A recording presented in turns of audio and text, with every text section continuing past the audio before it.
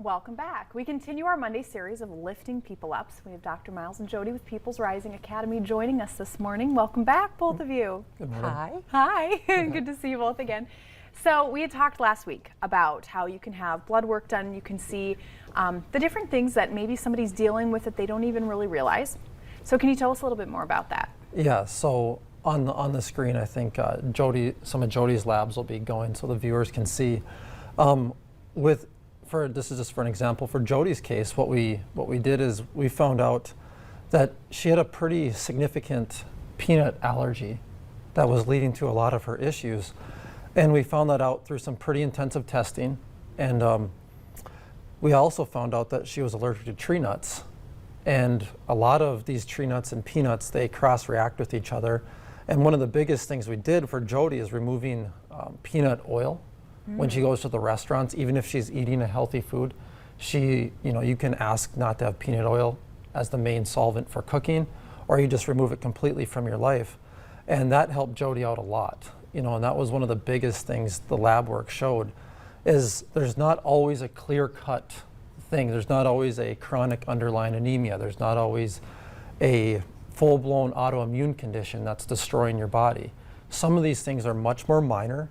And what we like to test is to see what the immune system's doing in the gut at a minor level, because those have systemic changes throughout. And then some other pictures that should go, and people can see those too on the viewing channel here, is we did a stool test with Jody. And what you kind of take the peanut allergy, the tree nut allergy, you combine it with the stool test, and you try to get a picture of what's going on. And there was some serious dysbiosis, which is just fancy for there was good bugs, there was bad bugs, but there was way too many bad bugs. And then if you you correlate that with her symptoms, yeah, you're like, okay, this is an issue. Whereas a lot of people that I've tested, they don't necessarily have symptoms, even if you run a test, and you'll see that, whoa, your gut is way out of check, but no symptoms. So some of those people do just fine, but for Jody, it was an issue. And we had to address it. And one of the benefits too of running in the lab work is that gives you a base, so that as you're going through things, as you're implementing different plans or different diets or whatever, you can see how that's changing. Correct? Correct. Yep. And one of the cool things we found with Jody too is she had an underlying Hashimoto's thyroiditis, and again, that's an autoimmune disease on your thyroid. It kind of comes and goes, and as you get older, if it's left unchecked, it kind of becomes more apparent. And that's one of the great things that functional medicine can do, is you can calm down the immune system enough where you limit the Hashimoto's attacks on her thyroid. And we track that through the lab work. We check out her TPO antibodies, which is just the immune response to the thyroid that's destroying the thyroid. And then we check to see what her thyroid's producing. And when you see the TPOs go down, which is the attack on the thyroid, go down, and the numbers that her thyroid is pushing out, her actual thyroid hormone, you see that go up, and you're like, wow, you can make a difference starting with just a small change in the gut, removing some allergens, cleaning up the diet. And yeah, it makes a huge difference at the end of the game. Now, does it cure autoimmune? No way. We don't know yet what can cure autoimmune disease, really.